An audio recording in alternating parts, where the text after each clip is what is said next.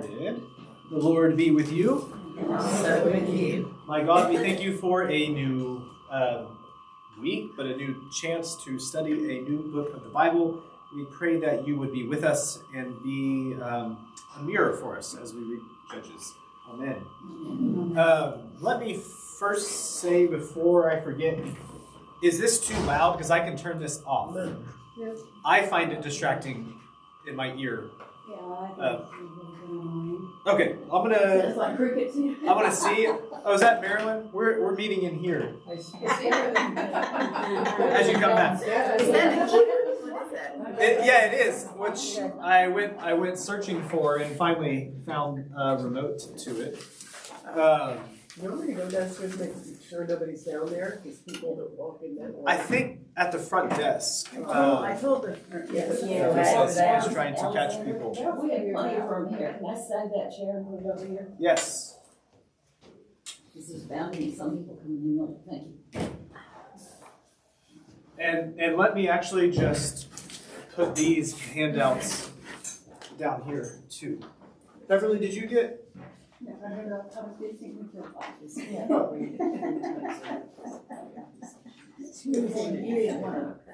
Well, I got 2 extras, so. Anybody But here? Yeah, I think Marsha, so we get Should I charge you with insurance? Everybody's takes in over there. I got one for her. Yeah. $20. So I want to show you 2 things. Obviously, this is our notes for today, and then this is the Bible Project video poster. We will watch that video today, but I want to show you this poster because this is the poster that we will use for Judges. And if you did not get a bookmark, I have more bookmarks, even though it's a different picture on here. But this is this mosaic here of Samson. And in the story of Samson, which is at the end of the book of Judges, he wrestles with this lion, and it's part of what he was not supposed to do. He was not supposed to touch dead things, and he ends up doing that here. And so I want to point out, though, is that I did some stylistic design that no one's going to notice, so I'm going to point it out, is that I mirrored the picture on either side.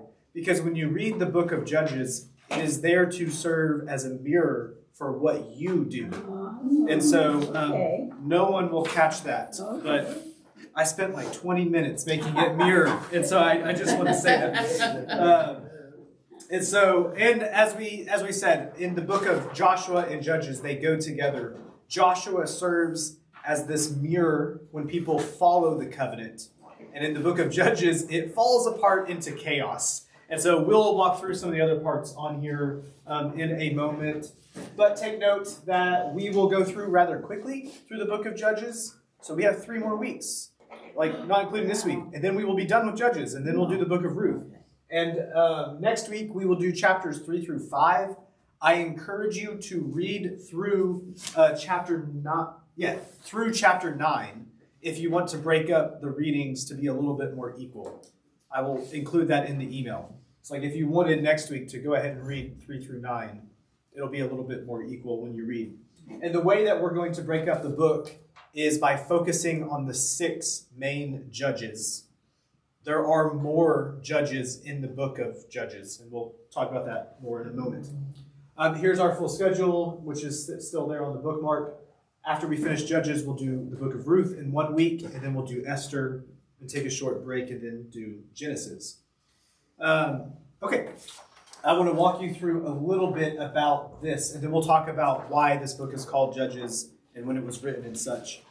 There is a repeated verse at the end of the book of Judges that sets the theme for the whole book, and that's here at the bottom. In those days, there was no king, and everyone did what was right in their own eyes. That is the repeated phrase throughout the book. It summarizes the point of the book. Everyone is doing what they thought was right, not what God said was right. And so Judges and the chaos that unfolds throughout the book, it is seen as a repercussion because everyone is doing what is right in their own eyes and because there is no king. And so we'll talk about that and a little bit through here. The book of Judges is this bridge between Joshua. Joshua was the centralized leader. He led Israel. He kept them accountable to following Yahweh. Joshua dies, and what's going to happen? And what we see is that these regional judge rulers, they're not kings, they're judges, they are not enough to lead Israel. And so the book of Judges is like this argument for why we need a king, and not just any king, but a king from Judah who is a godly king. And so the book of Judges is very pro-tribe Judah, and we'll see that in the very first chapter. And then our kind of like, if you wanted to summarize the whole book of Judges, it's stories of 12 broken heroes that lead Israel in a spiraling cycle of rebellion and rescue. And what we'll notice throughout this book, and we'll talk about it too, you can see the little like spiral here on the Bible Project video. There's this cycle that they go through where they rebel against God. God rescues Israel. In this book, it's through the form of a judge. But once that judge dies, they start that cycle over, and they're even worse off than they were before. And so the book of Judges, there's 12 judges in this book. There was 14 judges in total. So Samuel is the last judge, and you also have Joshua's kind of serving as a judge. But there's 12 in the book. We're going to focus on 6. So there's 6 main judges, and that's what we will mainly be talking about, but we will discuss the others. Any questions on that part before we kind of zoom in? Okay. If you want to read more of the background information, Joan got this fabulous series out on the book of Judges. And I'm going to leave it in here in case anyone wants to take it to read about some background stuff. If you don't grab it, it's going to be in the library. So, what is a judge? Note that there are kings and there are judges, and they are not the same thing. Kings are hereditary, and so a kingship or that royalty is passed on to the next generation. Judges are personal, and so the judgeship does not pass down to the children of the judge. There is a story with Gideon where he is a judge. Hi, Ann. And they are attempting to, there is some chairs here, and I will grab you the notes. I was just gonna do that. We are in here because they are fixing the floor. That's what I understand. So Gideon, they tried to make him a king. Essentially, they want his children to rule after him, and Gideon says, "No, we're not going to do that. We're not going to do that." And so that's one difference between judges and kings. Kings pass on to the next generation. Judges are just that individual. Also, a king's power is extensive. So a king is centralized, like over all of Israel. Or at this time, we also deal with like some city-states. Judges are regional. One thing when I was in college that our professor told us is that you might think about these judges as like overlapping sometimes. Like there could be 2 judges doing their judge thing at the same time in history. They're not sequential. They're just regional area judges. And take note of that too, because usually these judges are dealing with one tribe or a smaller set of tribes. And so a judge might be operating in Judah, but that judge doesn't have any authority in Manasseh or something like that. They're regional judges. And the other thing to know is that kings have complete authority, where a judge has very limited authority. It's more helpful to think about a judge as a charismatic military leader, more so than some type of like legal decider. And so kings also have legal authority. Judges do not, which is confusing because in English we use judges as someone who has legal decisions. And this is the opposite of that. And that's just has to do with the root word in the semantics. And I don't have my notes in my slides, so I don't have the Hebrew Do you word. know how far back the idea of a king came to be? In the biblical narrative or like in history? Well, either one. I mean, we've had kings since we had humans, really, more than one human. In the biblical narrative, when is the first introduction we get to a king? I think it's like Melchizedek would be the first, but don't hold me to that. But Okay. it is there pretty early. And there's one more other thing I wanted to tell you. I think that's really it. The part with the judge, there is an idea that they might already be an established authoritative figure, and so we'll see that with some of them, like Caleb's son-in-law. becomes the first judge in Israel. And that's because he already had some authority. Same thing with like Deborah. These people might already be leaders in their community. And in times of chaos, they need someone to kind of circle around. And that's what these judges serve. Oh, that's what I was going to tell you. Is that Moses sets up judges as like a legal judge way back in the book of Exodus, and you see it in the book of Numbers too, and in Deuteronomy, where he sets like a judge over 10 and over 50 and over 100. These are not those same types of judges. And so we're using capital J judge. And that just has to do with English. It's not as confusing if you read it in Hebrew. The judges are helping transition Israel into a monarchy, and they're pleading the case for a religious and God-appointed king. So the book of Judges is a very pro-David book. You could see the whole book as this argument for, like we said before, why we need a king, and not just any king, but a king who comes from Judah and is appointed by God. Because what we see is that this very limited authority, this very regional judge, is not enough to keep all of Israel. And as we go through the book, they get worse and worse and worse. The judges are appointed by God, but we kind of get that God didn't have a lot of people to pick from. And so by the time we get to the end, we're running out of chances, and they aren't that good anymore. And so I want to just make one other note about this book. I like the book of Judges. To me, it is a fun book to read. It's silly to read. One thing I also like about it, and I feel a lot more comfortable reading Judges than Joshua, because Joshua also has a lot of war and things, but Joshua, in the own book, it's like God told us to do this war. In the book of Judges, everyone does everything wrong, and God's mad at them. And so I like it because it makes me feel better about myself. Because if God can love these people, God loves us. And so we're going to see, in here, how God continues to rescue people despite their continued atrocious rebellion. And so you'll see that throughout the book too. Just note, there are also uncomfortable parts in it.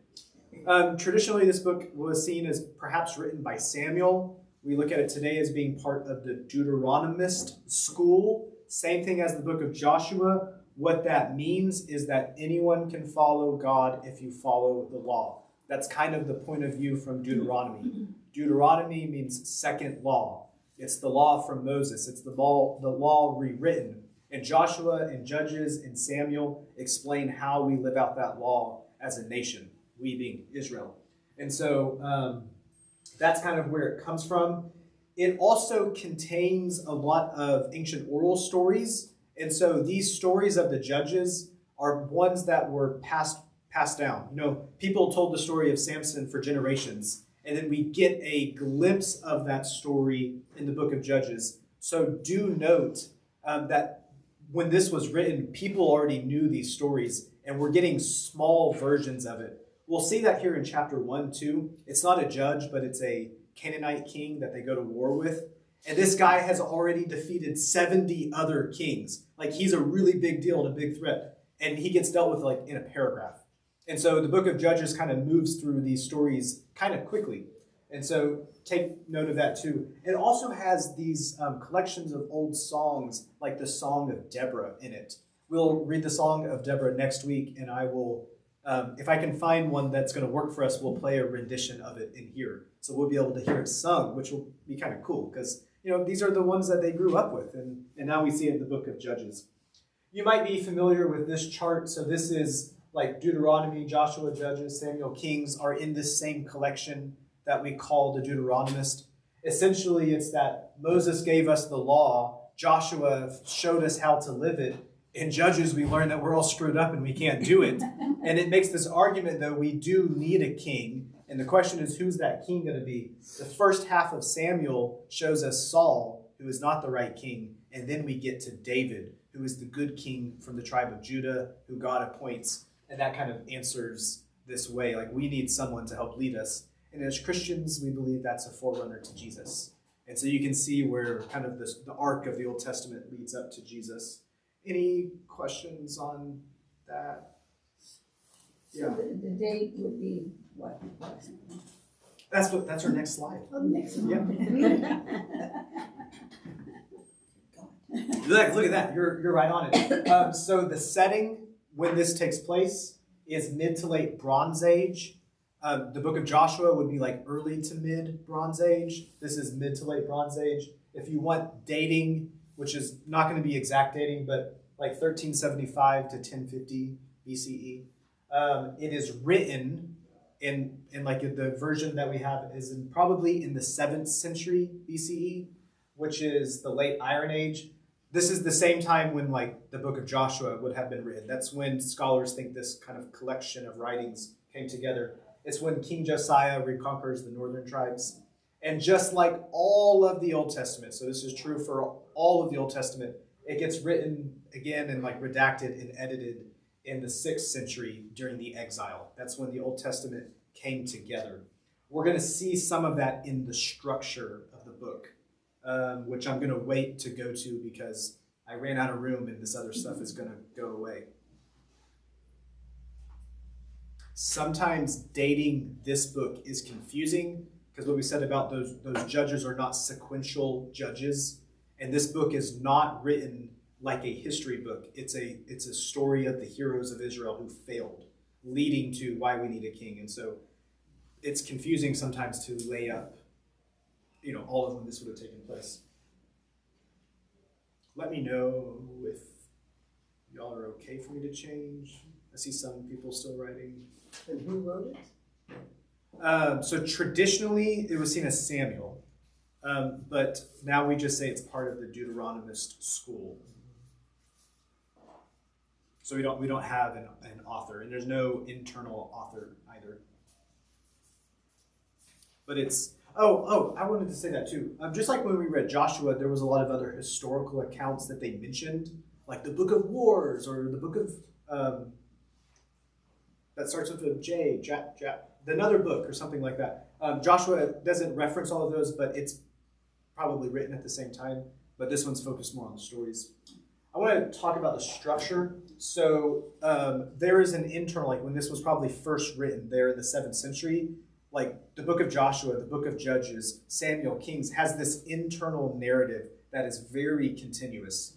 That gets broken up by an epilogue and a prologue, or a prologue and an epilogue. So chapter 1 through 2, verse 5 is a very clear introduction to the book, and it kind of stands outside of that narrative. Same thing, the last couple of chapters serve as this conclusion or this epilogue to the book, and they stand outside of the narrative. They are essentially giving the commentary for why the book of Joshua is important.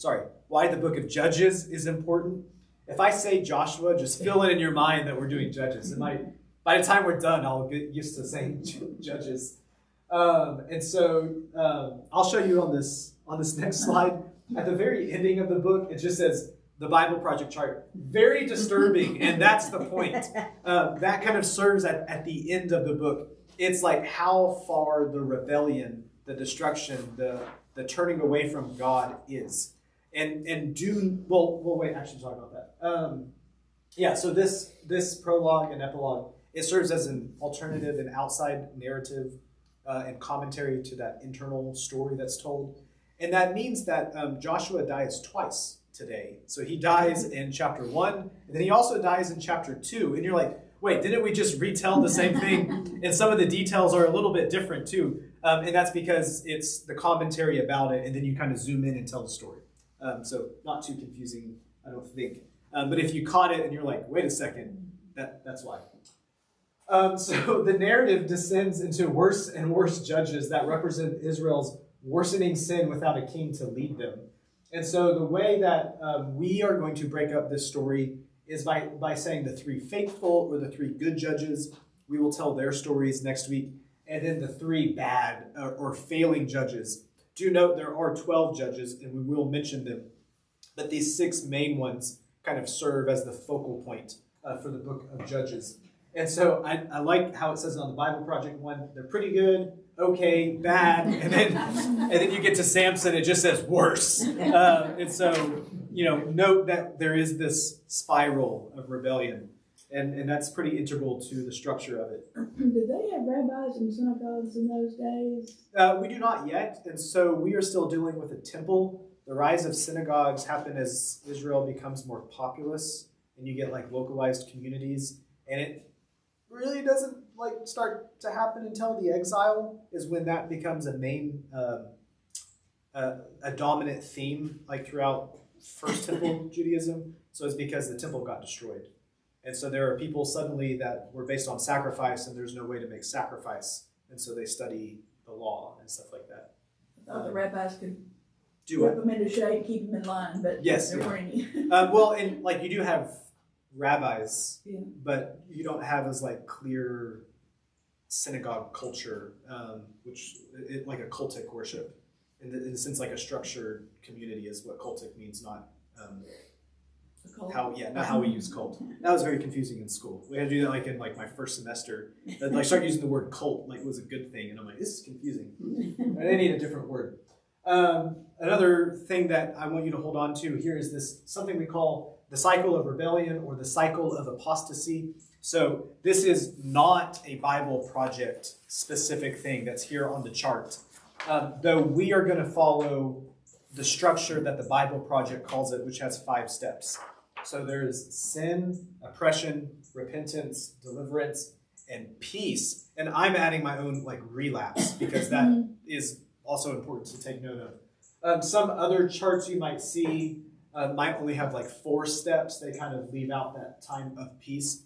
But this is typically how the structure goes. And this is how it's going to play out for every judge that we read.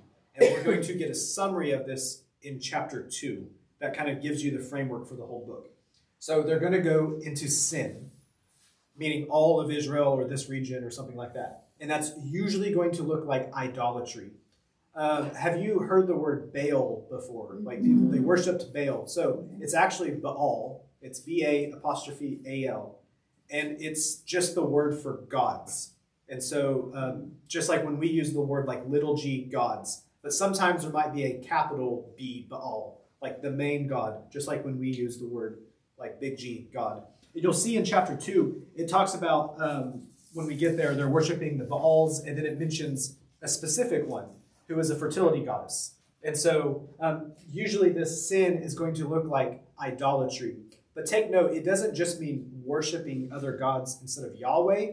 If you're worshiping a fertility goddess, there are particular practices that you will adopt in the worship of that fertility goddess. It usually encompasses large orgies with lots of people and sex slaves and things like that. So when Israel says like they're going to worship and it mentions a sex goddess, you go, oh, they were getting up to some bad stuff.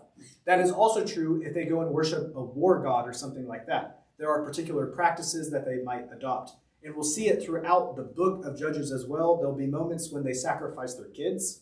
There'll be moments when they will like, hey, if I win this battle, I will sacrifice my daughter, is what this one judge says. Okay, that stuff is not seen as good. Like the narrative is saying, yeah, that stuff is bad, and they're doing that because they're worshiping these other gods. That is not the way Yahweh told us to worship. Even moments when they say they're worshiping Yahweh, they're doing it the wrong way. They're doing it like the Canaanites do. And so just take note when we say like the sin is idolatry, the idolatry comes with it, these other practices that go against the law that was given. Does that make sense? There, okay. So that is the rebellion that they go through. When that happens, God says, fine, you want to live like them? Then live without my protection. And the Canaanites attack, or other nations come and attack them. And then they all go, oh, I'm sorry, Yahweh, we want you back because this isn't working out too well. And so God delivers them by raising up a judge. Note the language, God raises up the judge. It is not the people who raise up a judge. It's not a judge who materializes. They don't just poof out of nowhere. God raises them up. That's usually going to include God sending the Holy Spirit or something into that judge or some type of language like that. Say like God's Spirit abides in them. That is not the same thing when we talk about baptism and having the Spirit of God in us. It just means God is with them in that season. And then that judge will usually throw off the Canaanites or whoever those are that are attacking. They go through a time of peace, and it stays like that, maybe, until the judge dies. And then they relapse, and the cycle starts over. And what you'll see in the book, and I like how they have it as a spiral, it's like this funnel that goes down. Because it starts off like the sin, the idolatry, it's not too bad, by the end of it, it's horrible. And so it just keeps getting worse and worse and worse. And we will see where that leads us. Okay, that is our overview. We're going to watch the Bible Project video in just a second, and then we will do chapter 1 and 2. I just want to see if anyone has a question about it so far. Well, what worries me a little bit is, regardless of whether you're one of the really good ones or really bad ones, this is God rewarding and God punishing a group of people. Oh, yeah. Not the common denominator person, not individual. You American, you. we tend to think as like grossly individualistic, and that is a very modern mindset, and it's a localized mindset. If you go outside of the U.S., there is not quite as individualistic of a mindset, and that really is like since like 1950s prosperity that kind of took shape. Yes, there is this idea of communalness. I think that's a good thing. It is very hard for our brains to understand that. It doesn't seem fair. Yes. And one thing I want to keep in mind, so the punishment and the reward. So if you follow me, I will protect you. If you turn away from me, then I will let you be punished. God is not turning God's back on Israel. Israel has come into covenant with God, and part of that covenant includes when you don't worship me, you are punished, but it's there to teach you to turn back to me. And so when these war times come, it's not God turning like away from them. God's not abandoning them. That is actually the covenant that they agreed to. And there is this communal nature in that does get passed down to the next generation. We do that as Christians too. We have covenants that we enter into in baptism, and we make those claims for our children, and we raise them up in that. And we include some of the same promises too. And so it is foreign, but it's not as foreign as we think it is. It's probably why I like confirmation better. Thank you for sharing that. Yeah, there is those moments where I'm like, this is a different culture than what I'm used to. Any other? Well, it did bother me that it was used as a rationale in the 70s or 80s whenever AIDS came over, that God was punishing New Orleans or New York. Oh, yeah, we even Yeah, and I thought, well, he doesn't do that. And then I'm reading this, well, yeah, he does. You know?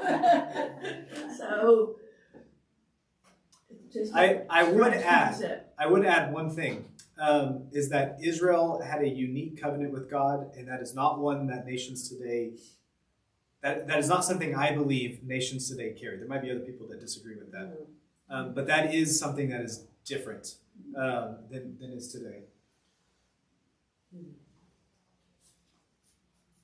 I'm going to play the sound through my computer because I don't know how to get it. The book of Judges. So remember, after Joshua led the tribes of Israel into the promised land, he called them to be faithful to their covenant with God by obeying the commands of the Torah. And if they do this, they will show all the other nations what God is like. So Judges begins with the death of Joshua and basically tells the story of Israel's total failure. The book's name comes from the type of leaders Israel had in this period. Before they had any kings, the tribes were all governed by these judges. Now, don't think of a courtroom. These were regional, political, military leaders, more like a tribal chieftain. And you need to be warned, the book of Judges is very disturbing and violent. It tells the tragic tale of Israel's moral corruption, of its bad leadership, and basically how they become no different than the Canaanites. But this sad story is also meant to generate hope for the future. And you can see this in how the book's designed. There's a large introduction that sets the stage for Israel's failure as they don't drive out the remaining Canaanites. Then the large main section of the book has stories about the growing corruption of Israel's judges. And the progression here shows how Israel's leaders go from pretty good to okay to bad to worse. The concluding section is really disturbing and shows the corruption of the people of Israel as a whole. So let's dive in and we can explore each part a bit more. The opening section begins with the tribes of Israel in their territories in the Promised Land. And while Joshua defeated some key Canaanite towns, there was still a lot of land to be taken and lots of Canaanites living in those areas. And so chapter 1 gives a long list of Canaanite groups and towns that Israel just failed to drive out from the land. Now, remember, the whole point of driving out the Canaanites was to avoid their moral corruption and their way of worshiping the gods through child sacrifice. God had called Israel to be a holy people, and that does not happen. Chapter 2 describes how Israel just moved in alongside the Canaanites and adopted all their cultural and religious practices. And it's right here that the story stops. For nearly a whole chapter, the narrator gives us an overview of everything that's about to happen in the body of the book. This part of Israel's history, the narrator says, was a series of cycles moving in a downward spiral. So Israel became like the Canaanites, and so they would sin against God. So God would allow them to be conquered and oppressed by the Canaanites, and eventually the Israelites would see the error of their ways and repent. So God would raise up a deliverer, a judge from among Israel who would defeat the enemy and bring about an era of peace. But eventually Israel would sin again, and it would all start over. This cycle provides the literary design and flow for the next main section of the book. It gets repeated for each of the 6 main judges whose stories are told here. Now, the stories of the first 3 judges, Othniel, Ehud, and Deborah, they are epic adventures. They're also extremely bloody stories. Either the judge themselves or people who help the judge, they defeat their enemies and deliver the people of Israel. The stories about the next 3 judges are longer, and they focus in on the character flaws of the judges, which get increasingly worse. So Gideon, he begins pretty well. He's a coward of a man, but he eventually comes to trust that God can save Israel through him. And so he defeats a huge army of Midianites with only 300 men carrying torches and clay pots. But Gideon has a nasty temper, and he murders a bunch of fellow Israelites for not helping him in his battle. And then it all goes downhill from there. He makes an idol from the gold that he won in his battles. And then after he dies, all Israel worships the idol as a god, and the cycle begins again. The next main judge is Jephthah, who's something of a mafia thug living up in the hills. And when things get really bad for Israel, the elders come to him begging for his help. And Jephthah was a very effective leader. He won lots of battles against the Ammonites, but he was so unfamiliar with the God of Israel, he treats him like a Canaanite god. He vows to sacrifice his daughter if he wins the battle. This tragic story, it shows just how far Israel has fallen. They no longer know the character of their own God, which leads to murder and to false worship. The last judge, Samson, is by far the worst. His life began full of promise, but he has no regard for the God of Israel. He was promiscuous, violent, and arrogant. He did win brutally strategic victories over the Philistines, but only at the expense of his own integrity, and his life ends in a violent rush of mass murder. Now, a quick note here. You'll notice a repeated theme in the main section of the book, that at key moments, God's Spirit will empower each of these judges to accomplish these great acts of deliverance. Now, the fact that God uses these really screwed up people doesn't mean he endorses all or even any of their decisions.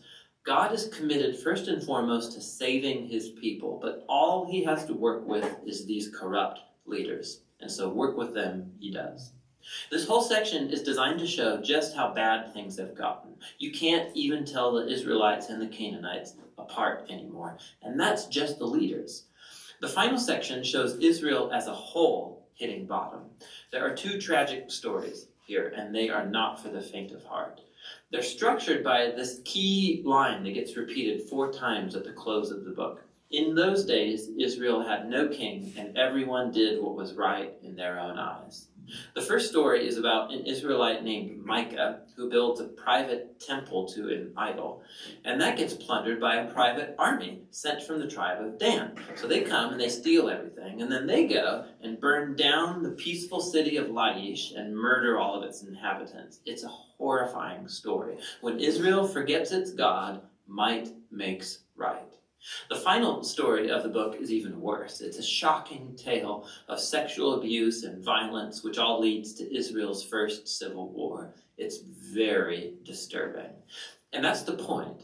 These stories are meant to serve as a warning. Israel's descent into self-destruction is a result of turning away from the God who loves them and saved them out of slavery in Egypt. And now Israel needs to be delivered again from themselves.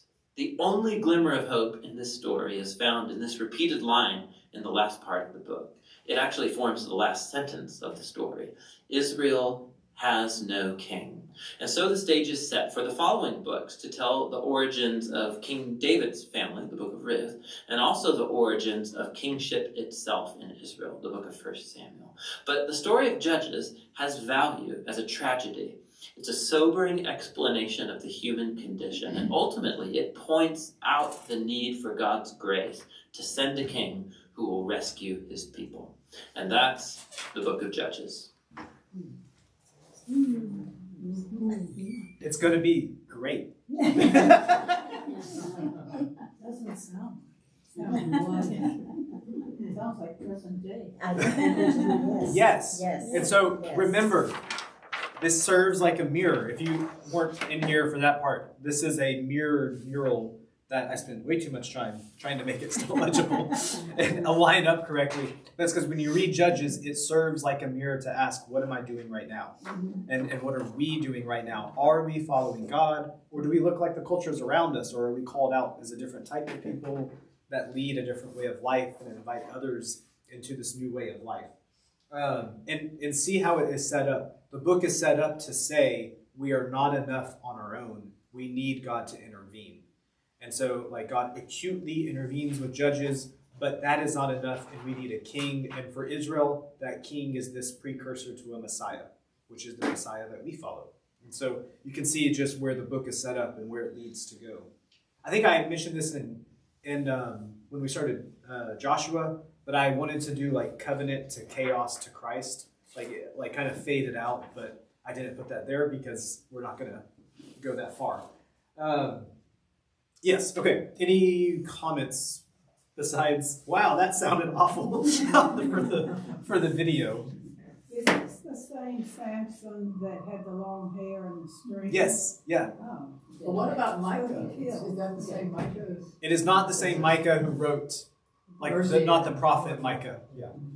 This is another Micah who is like a clan leader. Micah is in our Bibles the last book in the, I think, right? Jonah, Micah, Nathan, Habakkuk, Zephaniah, Zechariah, Haggai, etc. Okay, I think in the Jewish collection, Micah is the last book. Is that right? Yeah, I might have that backwards. I don't know. We'll figure that out next week. Chapter 1 is going to start. We mentioned this already, but Joshua dies in the very beginning of the book. My Bible calls this section Israel's failure to complete the conquest of Canaan. And so I want to remind us where we were when we ended the book of Joshua, that they had conquered these regions and they set aside their boundaries. But if you remember like the 15 chapters or 10 chapters or whatever that just went through and named all of these boundaries, that was what Joshua gave a lot of real estate to. And the idea is they have gone into most of the land, but now they're supposed to complete the kind of the purge of the Canaanites and the Perizzites and the Amorites and the Hittites and everyone else. And so now we're going to see, are they going to do that? And so they are lined up here to begin this. And the answer is, they're not going to do that. But it begins with them seeking, where do we go from here? They're supposed to complete the mission that Joshua gave them to go into this land, take possession of it. Joshua is not there to hold them accountable to it. And also remember that Joshua was the centralized leader who led everyone. Now all of the tribes have settled into their territories. And so they're supposed to complete that work on their own. And we're going to meet this man who is Adonai Bezek. And I want to read this part to you because I just think this story is fun. And I hope you do too. So then Judah went up. This is the tribe of Judah. Oh, yeah, and let me make, this is the Judah-Simeon campaign because the tribe of Simeon is inside of Judah. And so they're essentially function as one tribe. And they are supposed to begin their campaign. And we're going to see how did they do. So then Judah went up, and the Lord gave the Canaanites and the Perizzites into their hand, and they defeated 10,000 of them at Bezek. And they came upon Adonai-Bezek, who's the king of Bezek, and they fought against him and defeated the Canaanites and the Perizzites. And Adonai-Bezek fled, but they pursued him, and they caught him, and they cut off his thumbs and his big toes. And Adonai-Bezek said, 70 kings with thumbs and big toes cut off used to pick up scraps under my table. As I have done, so God paid me back. They brought him to Jerusalem, and he died there.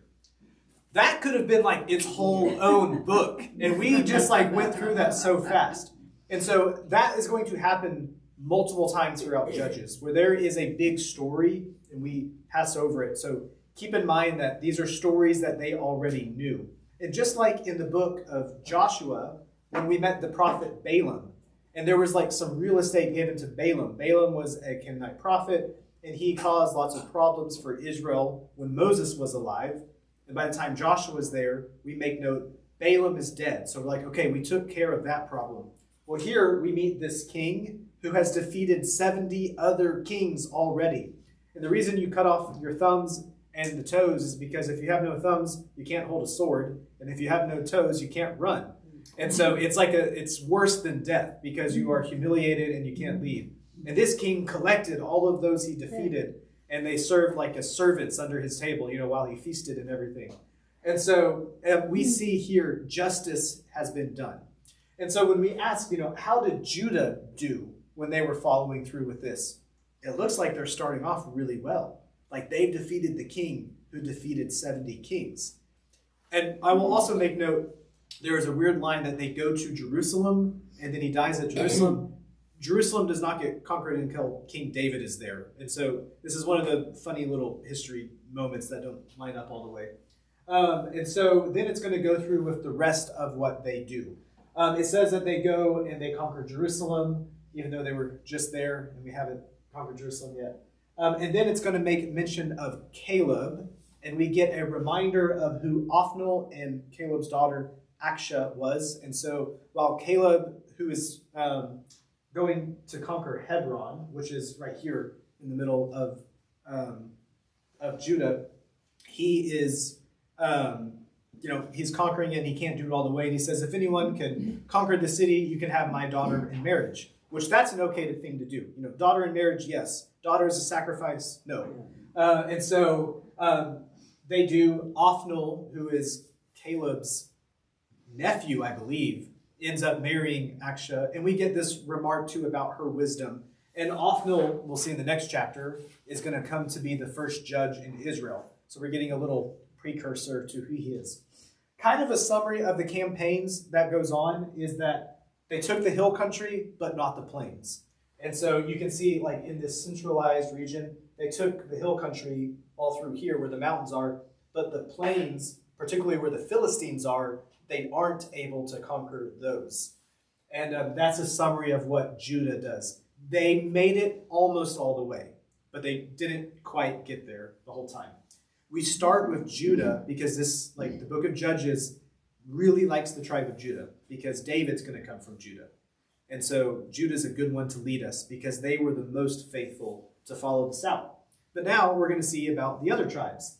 And let's go with, Are the old stories like the defeat of Adonai and Bezek, are those stories, do they exist somewhere or have they all been lost?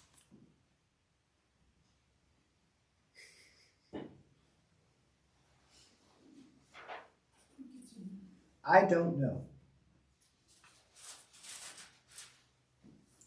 I'm not sure. Okay. I don't have an answer to that That's one. fine, that's fine. Good question, though. Thank you for asking. So there's we mentioned this in Joshua, there's some competition between Judah and Joseph's tribes because Joseph was the most blessed son. And so you would think Joseph is the one to lead them. So let's check in on how well Joseph's tribe does. And so they start by conquering this city over here at Bethel, which is called Luz. Luz is a Canaanite town, and the tribes of Joseph go up to conquer it. And this man comes out and they go, hey, if you serve as spies for us and you help us overthrow your town, we'll save you and your family. And he says, that's a good deal. Let me do that. And it looks like we are repeating the story of Rahab. So far it looks like Joseph's doing really good. The story of Rahab ends when Rahab worships Yahweh, the God of Israel. She becomes part of Israel. It is her kids that Ruth comes from, like from Boaz, and which leads to David. So she is in the line of succession to David. Well, this guy who is unnamed, he helps them defeat Luz, and the tribes of Joseph rename it Bethel. Bethel's an important city. We'll come to that in a second. But then he just moves over and starts a whole other town called Luz. And so what we see here is that the culture of the Canaanites has spread. And so, like, whereas Judah and Simeon, like, they tried to go and conquer these tribes, Joseph just makes deals with the Canaanites and takes the easy way out. That's kind of what we see happening here. And so they are not allowed to leave because they are letting them spread. And this also tarnishes a pretty big story because Bethel is named Bethel because it's the place where Jacob has this dream where this ladder comes from God, and that's like where the angels descend on it, and it's where Jacob receives the call to go back into the promised land, which is what leads to like when he is named Israel, and the tribes of Israel come from. Bethel is a very sacred site, and now the name has been tarnished because the city of Luz that they defeated moved a few miles south down the road and started up all over. The whole Canaanite culture is just scooted over a little bit. That makes sense there? Okay, so we see like, Judah, they did pretty well. Joseph started strong. They didn't finish well. Now let's go check in on the other tribes because the summary of it is that Manasseh did not drive out the Canaanites. Ephraim did not drive out the Canaanites. Those are still tribes of Joseph. We zoomed in on them. And then Zebulun, Asher, and Naphtali did not drive out the Canaanites. And then we get to Dan. So Dan's over here. And their story is not only did they not drive out the Canaanites, they got driven out by the Canaanites. And so the Amorites conquer here, and Dan has to move. And so we're dealing just with the main tribes. We're not dealing with the eastern tribes. But all of these tribes have all failed at what they were called to do. That's chapter 1. So, like, you see, like, we don't start out that well. And then, to make matters worse, throughout all of this narrative, not only did they fail to drive them out, but they become forced laborers, which means they made treaties with all the Canaanites, which was the very thing they were not supposed to do. Because they were not supposed to go in relation with them. They were not supposed to commingle. They were not supposed to adopt their culture. And they let them live in all of their cities. And, they're not in prominent labor forces, but they're not slaves either. Like, they just integrate with their culture. And that's chapter 1. We did it. Yeah. Do we know why Simeon is in the middle of Judea instead of on its own? It just kind of ran out of room there. No, not really. That's just how it ended up. And then we see it be allotted like that in the book of Joshua. And by the time, Judah and Simeon operate very closely as one. And Simeon is one of the favored sons in the story of, when Joseph gets thrown in. He's the one that's like, wait, don't do that. And he was the oldest. And so, no. Was he Judah. I thought Judah was. Yeah, as I just said that. Judah was the oldest. I was saying that incorrectly. Thank you. But Because you have Reuben, Simeon, another one, and Simeon. That are the 4 oldest ones. I think it was Naphtali, but I can't remember. Okay. Any questions on chapter 1? It's a lot. It is a lot. Pretty much they failed. So I want to make this note. Chapter 1 is focusing on the military report and what happened. So it's telling you they failed. Chapter 2 is going to explain why and the theology behind it. And the argument that chapter 2 of Joshua, which again is served it's not the prologue, chapter 2 is the introduction. It's going to say that it's not that they had a lack of military competence, it's that they had a lack of heart. And so throughout some of that part too, and we saw this in Joshua, they're like, well, they have chariots of iron over there. I can't go defeat that. And God's like, dude, I brought you out of Egypt. I crossed you through multiple seas and rivers. You took Jericho by walking around it. And now you're saying a little chariot's going to stop you? And so the thing is, it's a lack of heart, not anything else. That's the argument that chapter 2 is about to make as we go into it. And so let's go into it. And it also is, it's kind of short. So this is going to, why did I have this picture here? Oh, to tell you this is about Israel's disobedience. Yay, okay. So it's going to start when an angel of the Lord is going to meet them at a place called Bochum, and we'll talk about the name of that city in a second. And I want to also make note that some of your Bibles may say a messenger of the Lord, a messenger of Yahweh, angel of Yahweh. Messenger and angel are the same word. And so when you read it, it sounds like God is speaking in first person. And so this could be like there's just a messenger or an angel, something, but it's speaking for God. So don't be too confused that it's speaking in first person, like Yahweh is speaking directly to them, because that is what's happening through a Angel. yeah, I was going to say like a conduit or something like that, but I don't know what word I was going to try to say. And this chapter 2 starts off with this indictment, which I'm going to read to you again. Now the angel of the Lord went up from Gilgal to Bochum and said, I brought you out of Egypt and brought you into land that I had promised to your ancestors. I said, I will never break my covenant with you. For your part, do not make a covenant with the inhabitants of this land, tear down their altars, but you have not obeyed my command. See what you have done. I mean, it starts off like pretty harsh as an accusation. And there's also this powerful moment that they have moved from Gilgal, which is the place they made a covenant with God, and they go to this new place called Bochum, and it gets named Bochum because it's the place of weeping. And here God is saying, you disobeyed everything that I have commanded that you were to do. This is serving as a summary of the whole book of Judges. And so it's like the bird's eye view of the whole book. And so all of them begin weeping, and they make sacrifice. They say that they have repented. And the question is, will the change last? Spoiler alert, it doesn't. In fact, it gets worse. And so this serves as this summary of the whole book. God reaches out to them. They say, sorry, God. They repent for a moment, but wait a little bit of time, and they turn further than they were before. And that serves this, again, it's this summary of the whole book. So Alexander. Yeah. What generation are we talking about from when they left Egypt would have been? So left Egypt is 40 years that they spend in the wilderness. And then Joshua, how old was he then? 100 and something. He would have been like 60, I think, because he was around 20 before the wilderness. So then we've done another 50 years, and this is that time after that. So it's like 3 generations after Moses. Thank you for letting me do that math. Not that far away. And we see that in Joshua's generation, they did pretty well. And there's a very quick note, and I don't want to spend too much time on this, but a whole generation dies, and the next generation doesn't know God. And so, like, after Joshua is gone, and after all of those who were alive with Joshua are gone, everyone else, it says they don't even know God. They didn't share the stories. Remember all those, like, those altars we made? Altars of remembrance? Yeah, they didn't tell the stories. They didn't, I mean, they did pass some on because we have the Bible, but, the whole generation doesn't know God. That's how we, are starting off Joshua, and it's going to lead to our first discussion question, which, yes, we have time for. So what happens to a community when it fails to pass on its faith to the next generation? And how can you, and that's a singular you, help the next generation here at Ascension?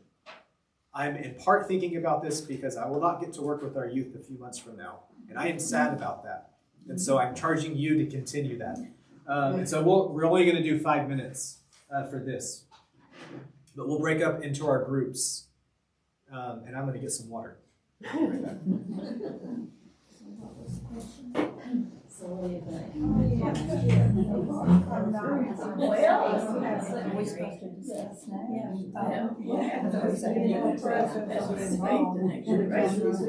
Same thing, failed. It was a good religion first.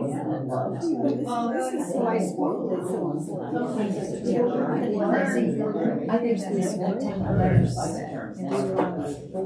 I wish the parents were doing better because they had the Ten Commandments in their house. You wouldn't need it in schools, my son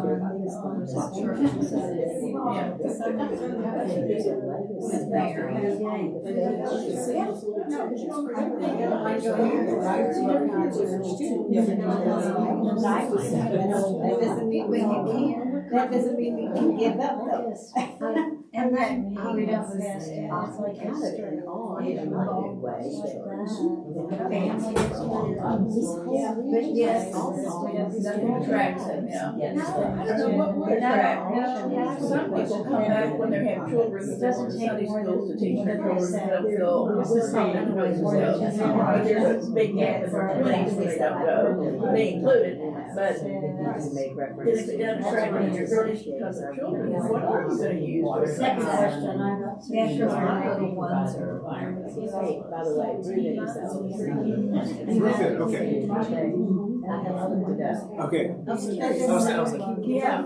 I agree. They're hoping and praying. No, and then Levi. It's Simeon, Levi, Judah. Yeah, but really, you can't force them and make them work. And they don't even find out where they are. I love how he wasn't even mentioned. They didn't even know. I thought about the song. It's hard. I think we have a generation here. Yeah, when I every time I do those baptismal vows, and then we have different age and we have They kept repeating this. I better put more money in the youth program. Because I feel like that's all I can do. Because I'm not going to get one on one or as in Ruth said, that's fine. It's all I take on Sunday school. Yeah, that's what I should do is all. But then they can't support it. But it's very awful. Yeah, but that is a good thing. Someday we'll all be like to the kids. Yeah. Yes, you know, people live together for generations, live together, and they did that to them. And we try separate. That's kind of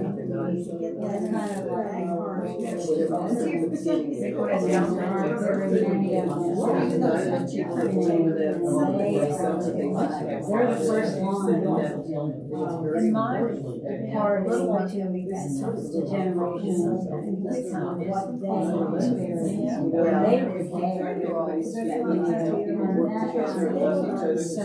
maybe there's somebody in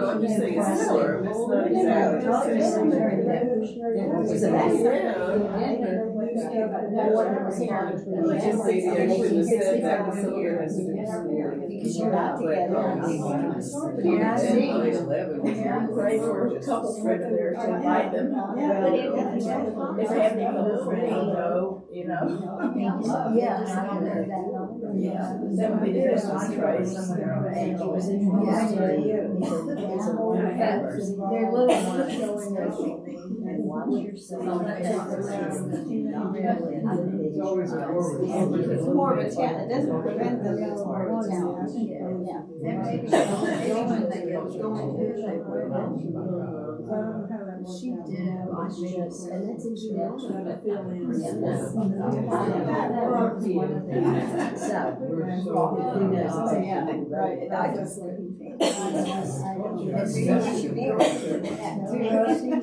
It's fun to go back. I don't know what you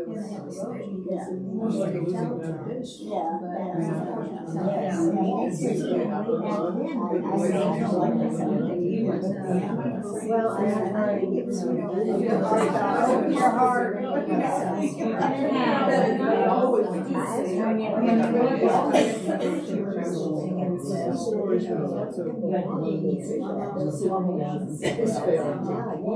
They weren't. Community and faith, yeah. And the support, you know, they'll need the support, even more than ever, so. And it's just all so fast. It does go by so fast.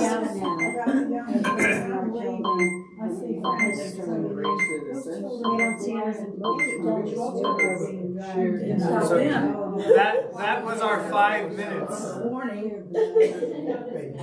Yes, that's good.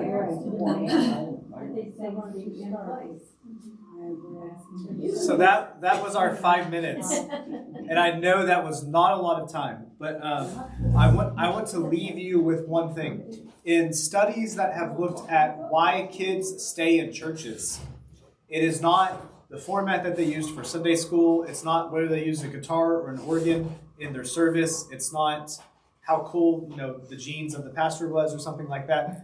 It is who knew their names in church.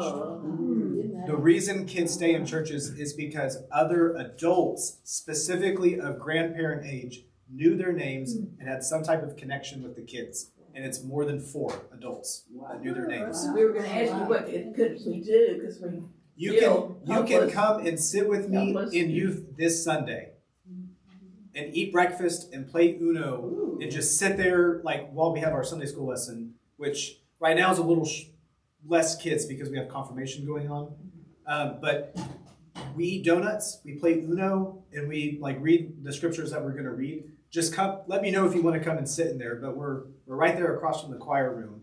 The tweens meet in that room over there. The tweens and the youth. Those are the ages that just sitting, sharing that you love gardening, sharing that you love painting, sharing that Judges makes you uncomfortable. Whatever else it is. That's the things that make kids stay. Wow. Is when you know their name and when they have some type of connection. 4 or more adults, usually of grandparent age. Let me know if you want to just come and eat a donut. And stop. I had one youth last week that ate 4 giant donuts. I had to take the box away. It's not really just with kids that makes you feel good too. When the people around you know your name, you say, "Oh, I found a bunch of new friends here." It makes sense. Yeah, we want to be known too and have friends. Take that. One. Take that. Do what? I said I know one. One youth. But actually, they're not youth; they're young adult. They're in college. Oh, They were youth. But I count that also makes a difference too. Yeah. Oh yeah. Now you know Poppy. We know an Iris. That's right. Let me know if you want to. But does Poppy and Iris know your 9:15. names?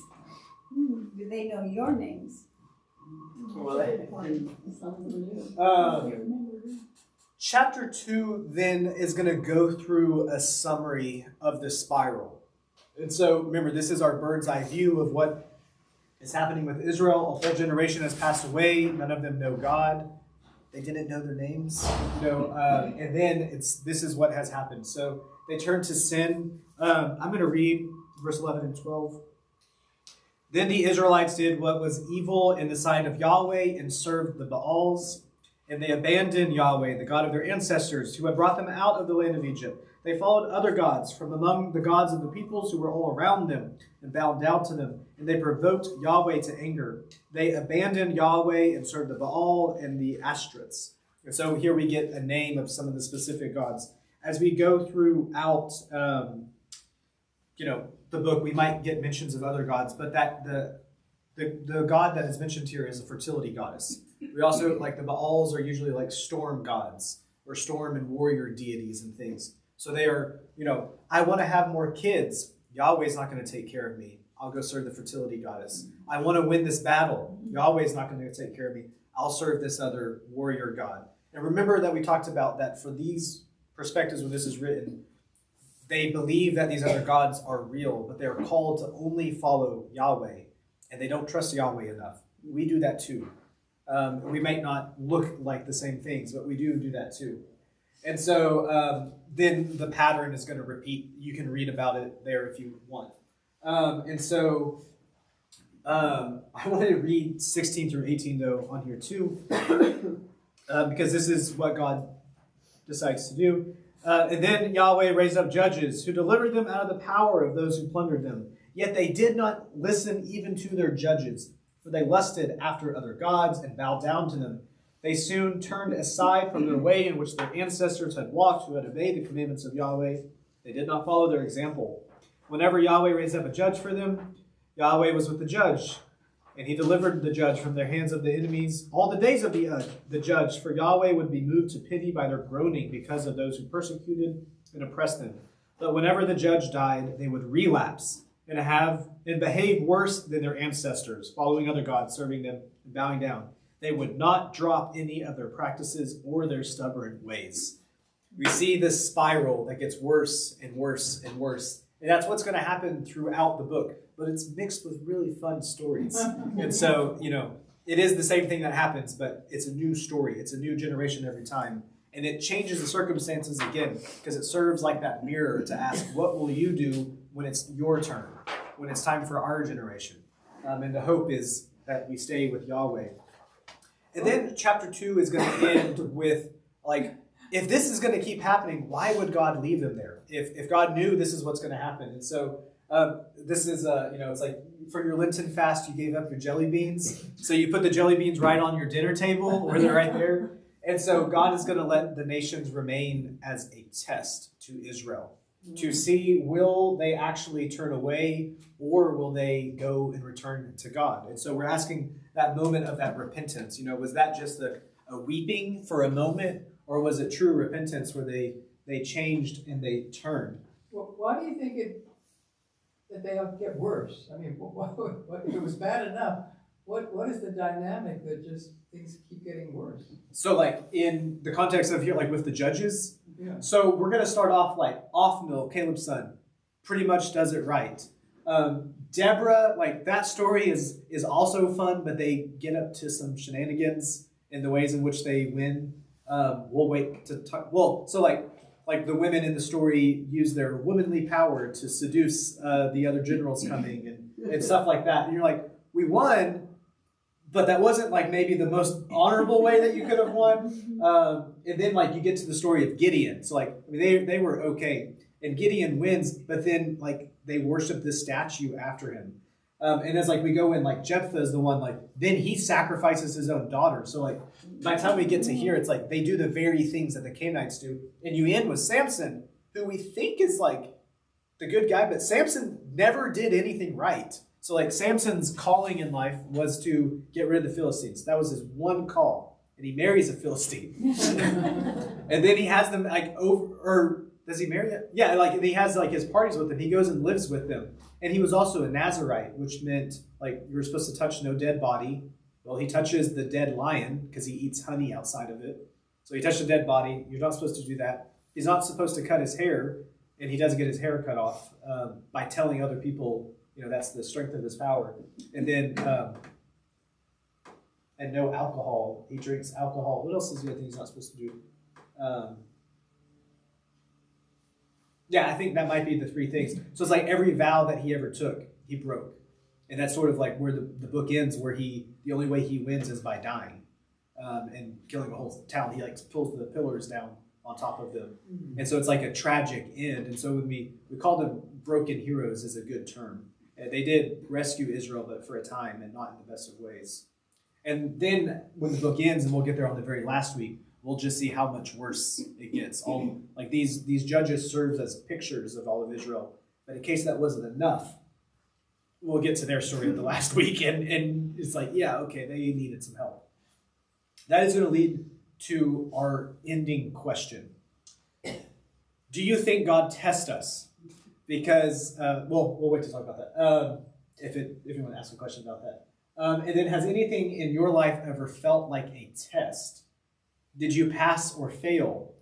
And then was there maybe something or someone that led you to stay or to return to God if you did turn away in that time of testing? That's a multifaceted question. I know, but that is what we're going to end with. And I will start our timer because we'll close in prayer after this. So I don't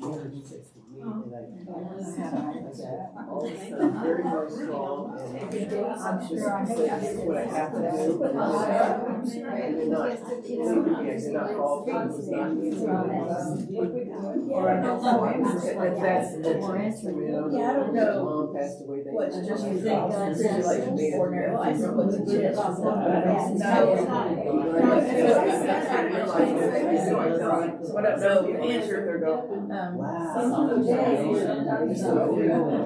There was a time when we moved here that I tried to see churches and C.S. Lewis. it just didn't seem like It's a really good one. I read it her having classes that I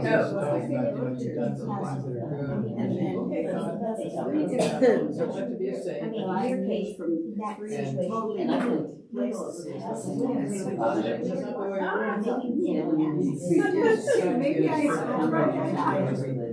So I always wonder how people end up here. I love the stories. Yeah.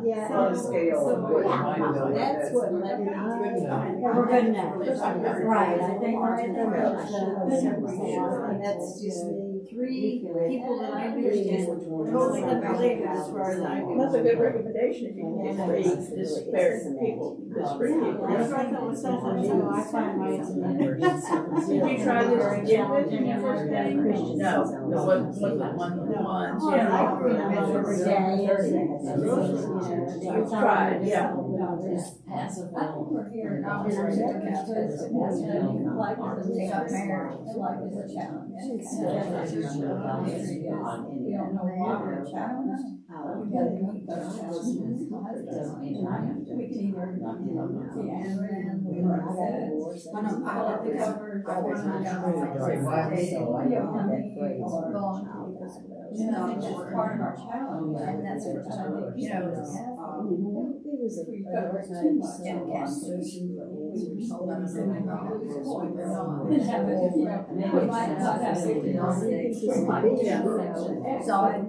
Never been, yeah.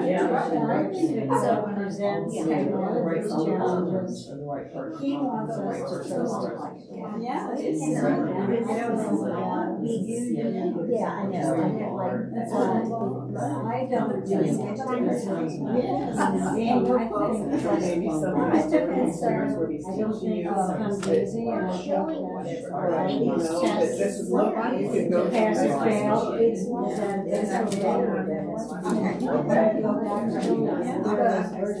trust him, you got faith, because faith to me just doesn't come. I know for some people, it's just right. And actually, the big thing is too. Walking faith and I do not. Correct, yes. And my challenge me to tell yourself that's experience. That's the biggest problem. It can't. Yes, we had talked about there was My friend's parents. No,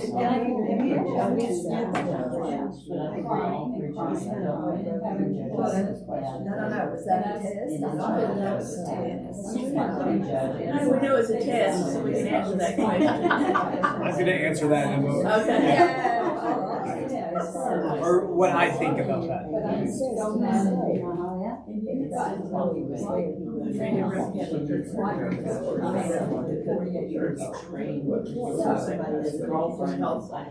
Always very active here.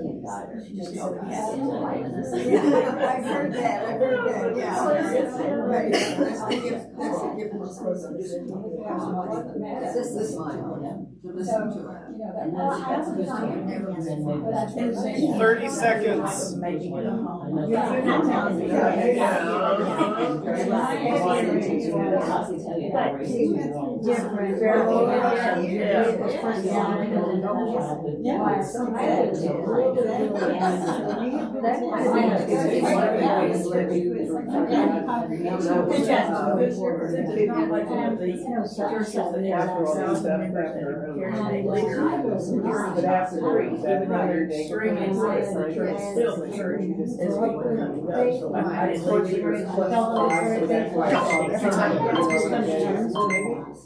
I know this is coming and it scares me every single time. I know, this stupid timer thing. Is that on your computer? Yeah. Can I get that on my computer? It's this little YouTube video thing. I just do like a YouTube timer with an alarm. It's like a timer. Everything on YouTube. Forget that. There's everything. That's true. You could just use your phone. I'm not sure. Yeah, I do actually. So, Not all the time, but it's hard. That's what it was. I want to tell you the churchy answer to this, which is funny with the Lord's Prayer, because you may notice that in modern versions of the Lord's Prayer, it does not say temptation, it says time of trial. And so the very churchy answer is, does God test us, is that maybe it's not God who tests us, but God will never lead you into temptation, but God does let us go through times of trial. I grew up in a church that was very focused on that idea. I grew up in a church that was more focused that God had a more like chess player control over our lives, and like every minute minute of your life was set, aside for some reason. But one thing that the pastor would always tell us growing up is you're either in a trial, you've just come out of a trial, and if you feel like, well, that's not true, well, you're getting ready to go into a trial, which was so depressing. But in that, there came a verse for me that was really comforting, and I want to share it with you. It's in the introduction to the book of James. It's James 1 and verse 2. My brothers and sisters, whenever you face various trials, consider it all joy, because you know that the testing of your faith produces endurance, and let endurance complete its work, so that you may be complete and whole, lacking in nothing. I don't know if it's exactly God who sets up these tests or these trials for us, but I think God allows us to go through them, and God is with us in them, because it's in these hardships that we tend to grow.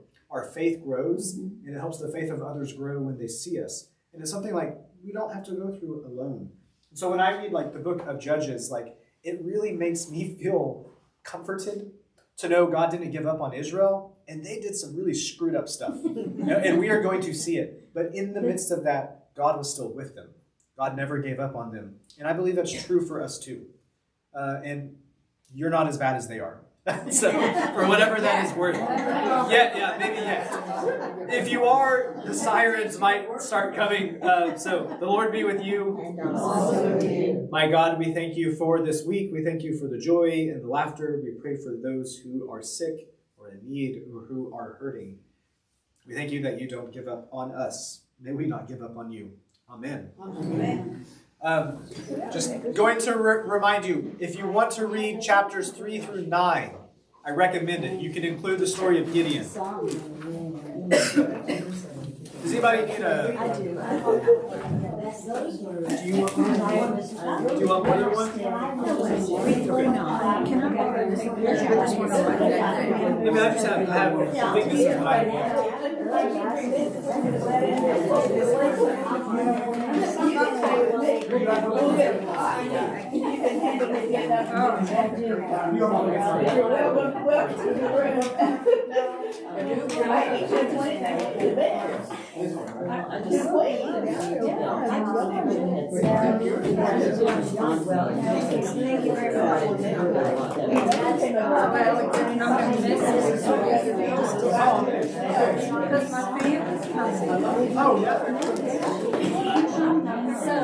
No, okay. We're not doing it baptism. No, we are.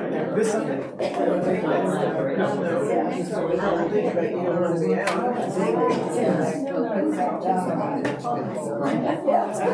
just read through it because one of them. Oh gosh, I didn't realize Palm Sunday was that fast. Okay. I just edited the bulletin because the older one whose middle name is George. Who's the first name? Wait, is there also someone named George? Oh, that's the. Oh, okay. Well, they had a typo in it, and it was Georgia. And I was I don't think that's right. But I thought it. But I just read through the bulletin. I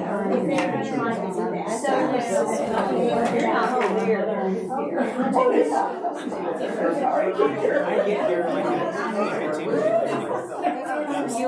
making sure Sunday school. Someone will be whether it's a group or me. Well, and on Palm Sunday, I think I'm on standby as a backup.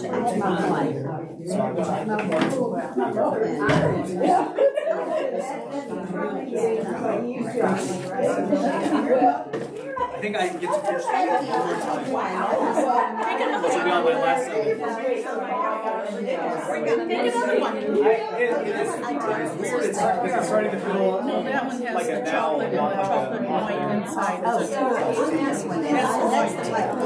Yeah, so we just went down there last week. We're gonna, the seminary has housing. So the seminary's here, they have rows, and they and then they have some appointments. I'm